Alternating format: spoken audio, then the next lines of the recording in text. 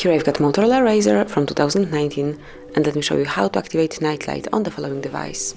So at first you have to open list of all apps, then find and select the settings, go to display, and here you will notice night light, so smoothly click on it, and if you'd like to activate it right now, just click on turn on now, and then you can change the intensity, so you can pick some cooler or warmer colors, it's up to you, and then you can switch it off the same way smoothly by tapping on turn off now. If you would like to schedule your night light, just click on schedule, and you can pick either from sunset to sunrise, or you can personalize the hours by tapping on turns on at custom time, and here you can specify the time, so it can be 9 p.m. till 5 a.m. next day. So from now on, between those hours, night light would be active.